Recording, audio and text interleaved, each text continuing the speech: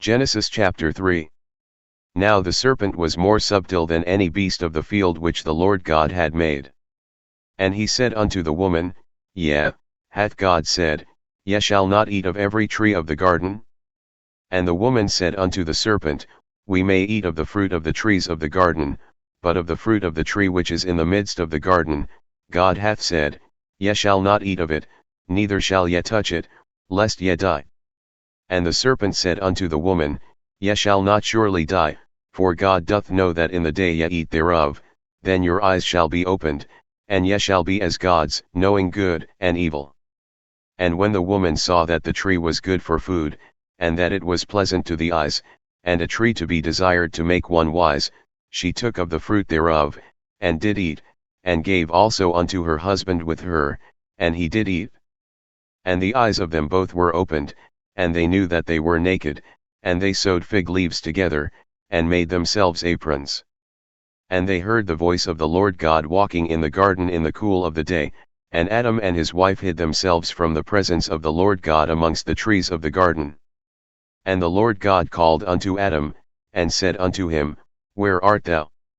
And he said, I heard thy voice in the garden, and I was afraid, because I was naked, and I hid myself. And he said, Who told thee that thou wast naked? Hast thou eaten of the tree, whereof I commanded thee that thou shouldest not eat?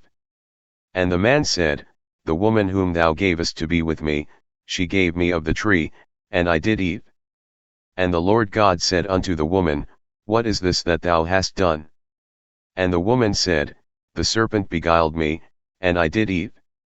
And the Lord God said unto the serpent, Because thou hast done this, thou art cursed above all cattle, and above every beast of the field, upon thy belly shalt thou go, and dust shalt thou eat all the days of thy life, and I will put enmity between thee and the woman, and between thy seed and her seed, it shall bruise thy head, and thou shalt bruise his heel.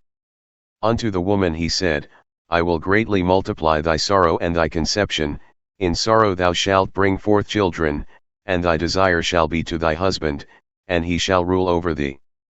And unto Adam he said, Because thou hast hearkened unto the voice of thy wife, and hast eaten of the tree, of which I commanded thee, saying, Thou shalt not eat of it, cursed is the ground for thy sake, in sorrow shalt thou eat of it all the days of thy life, thorns also and thistles shall it bring forth to thee, and thou shalt eat the herb of the field, in the sweat of thy face shalt thou eat bread, till thou return unto the ground, for out of it wast thou taken, for dust thou art, and unto dust shalt thou return. And Adam called his wife's name Eve, because she was the mother of all living. Unto Adam also and to his wife did the Lord God make coats of skins, and clothed them. And the Lord God said, Behold, the man is become as one of us, to know good and evil, and now, lest he put forth his hand, and take also of the tree of life, and eat, and live forever. Therefore the Lord God sent him forth from the Garden of Eden, to till the ground from whence he was taken. So he drove out the man, and he placed at the east of the Garden of Eden cherubims, and a flaming sword which turned every way, to keep the way of the tree of life.